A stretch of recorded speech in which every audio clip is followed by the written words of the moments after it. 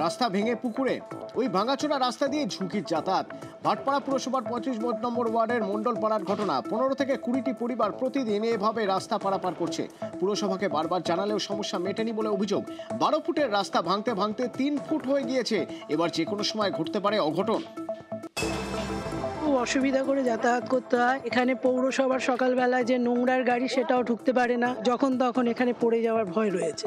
পৌরসভাকে অনেকবার জানিয়েছে, কোনো সমাধান হয়নি। খুব কষ্ট করে যাতায়াত করতে হয়। 2019 থেকে এই রাস্তা ভাঙতে শুরু করে। অনেক কাউন্সিলরদের জানিয়েছি, ভাটপাড়া মিউনিসিপ্যালিটির চেয়ারম্যানকে জানিয়েছি, ইনকোয়ারি করে গেছে, তারপর আর কোনো কাজ হচ্ছে না। এই ব্যাপারটা নিয়ে আমাদের ইঞ্জিনিয়াররা জায়গাটা ভিজিট করে এসছে, এস্টিমেট করছে, খুব শিগগিরই কাজ হবে। আমি আগে জানতাম না, আমার নজরে যখন এসছে তারপর ইঞ্জিনিয়াররা গিয়েছিল, তার এস্টিমেট হচ্ছে, এর প্রসেস করতে যেটুকু টাইম লাগে। বালিচক রেলগেট বন্ধ থাকায় বিকল্প রাস্তা।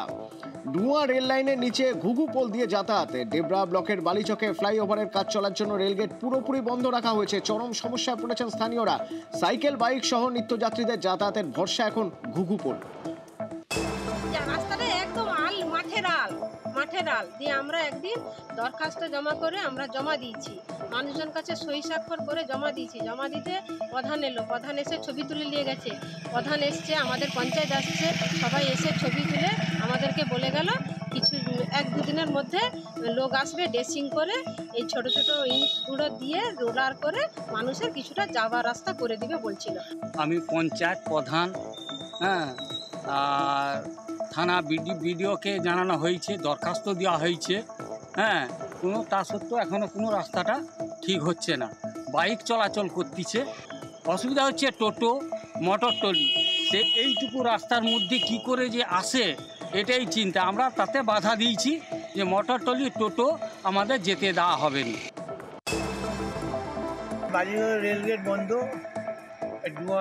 রাধানপুর কিংবা শামচক দিয়ে গেলে 10-12 কিলোমিটার রাস্তা ঘুরে যেতে হয়। বিকল্প রাস্তা একটা পেয়েছি আমরা, ডুয়ার ভিতর দিয়ে যেতে, একটা গলি পোল আছে, ওর ভিতর দিয়ে যাওয়া আসা বাইক করছি আমরা, মানুষ যাওয়া আসা করছি। এটা কি আগে থেকেই বানানো ছিল? না, বানানো ছিল না।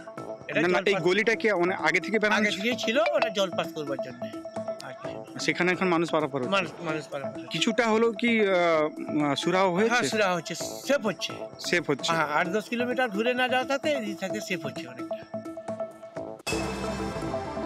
রাস্তা মেরামতের দাবিতে রাস্তা অবরোধ, সমস্যায় সাধারণ মানুষ। 5 নম্বর রাজ্য সড়ক অবরোধ আন্দোলনকারীদের। বাঁকুড়া থেকে পুরুলিয়া ঝাড়গ্রামের যোগাযোগকারী রাস্তায় প্রতিবাদ। ভারী ট্রাক চলাচল করায় বেশিরভাগ রাস্তায় ভেঙে গিয়েছে বলে অভিযোগ। এর জন্য প্রশাসনের গাফিলতিকেই দায়ী স্থানীয়দের। বাছুরডোবা, গাইঘাটা সহ বেশ কয়েকটি রাস্তার অবস্থা দুর্বিষহ, তাই প্রতিবাদ জানাতে রাস্তা অবরোধ। রাস্তা সংস্কার হতে হবে, ভারী গাড়ি যাতায়াত করা চলবে না, গাড়ি স্পিড লিমিট করতে হবে, যদি বাস চলেও 1 ওয়ে করতে হবে। এটা পদক্ষেপ নেয় তাহলে আমরা তাড়াতাড়ি উঠাবো, আর না হলে আমাদের এইটা কিন্তু লাইফ লং চলবে। পানীয় জল থেকে বঞ্চিত 2টি গ্রামের মানুষ। ঝাড়গ্রামের মানিকপাড়া, স্টেশনপাড়া ও ললিতাশোল এলাকায় তীব্র জলের সংকট। গত 2 মাস ধরে মিলছে না পানীয় জল। বারবার স্থানীয় প্রশাসনকে জানিয়েও লাভ হয়নি বলে অভিযোগ। বাড়িতে বাড়িতে জল দিয়েছে, কবে থেকে জল দিয়েছে? কলগুলো জলেই দেয়নি। কলগুলো কতদিন আগে লাগিয়েছে? হয়ে গেল 6 মাস। জল পড়ে না? জল কি আপনারা পাচ্ছেন না?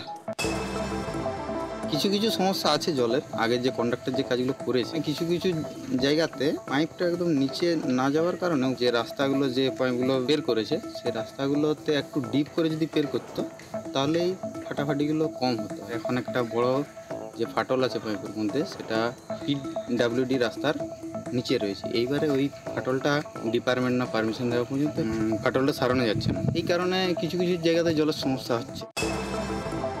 এমনভাবে লিকেজটা হয়েছে যেখানে রাস্তার একবারে নিচে জলটা বন্ধ আছে। ওই PWD না লিকেজটা না সারা হলে মেন লাইনের লিকেজটা আমরাকে অভিযোগ করছি, আমরা গালাগালি দিচ্ছি। তো আমাদের কী করবো, PWD পারমিশন দিলে মেন লাইনটা চেক করা হবে।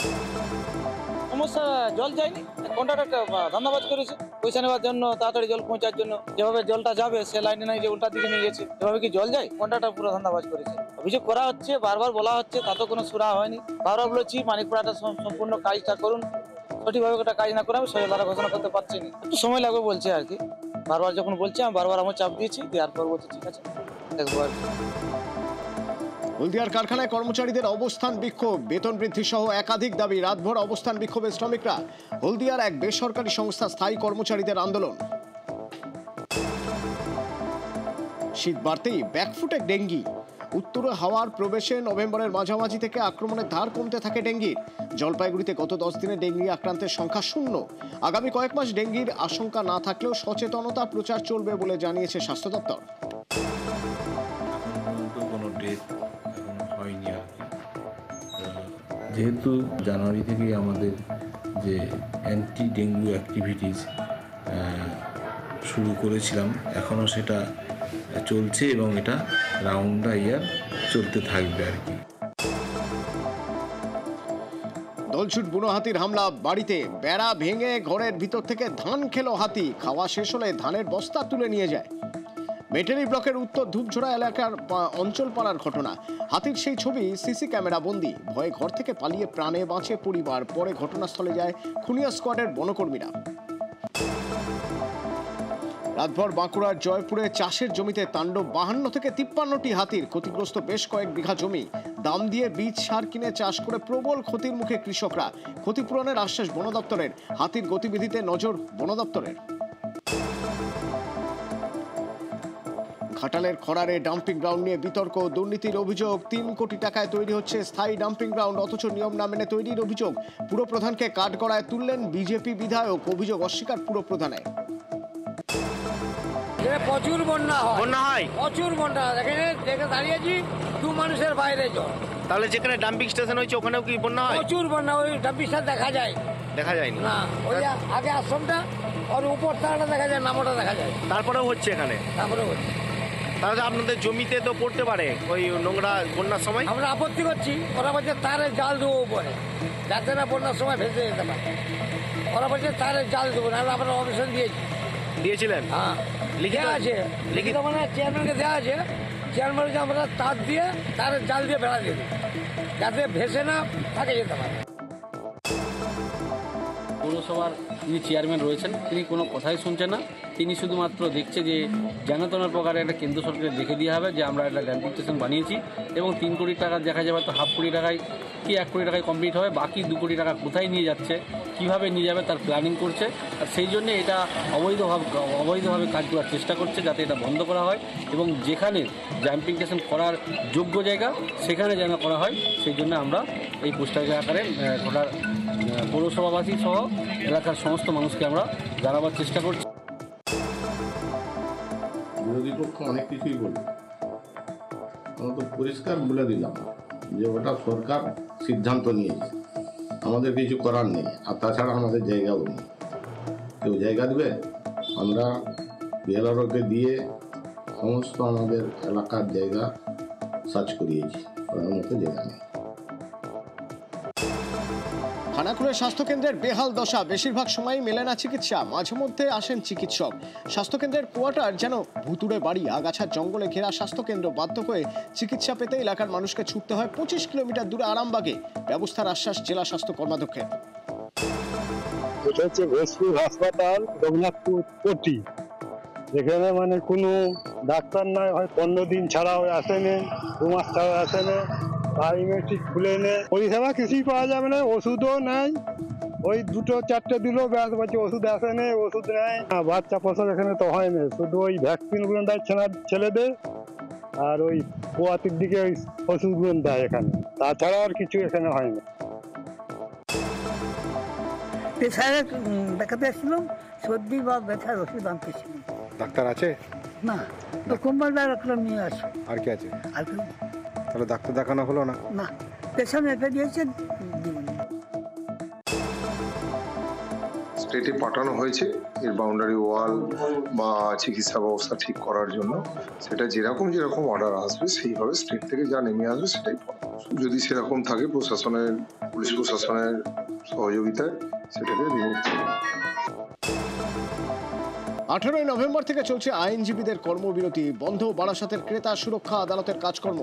মামলা ফাইল করতে না পেরে ফিরতে হচ্ছে মামলাকারীদের। প্রায় 4000-এর মতো মামলা নিষ্পত্তি না হয়েই পড়ে রয়েছে।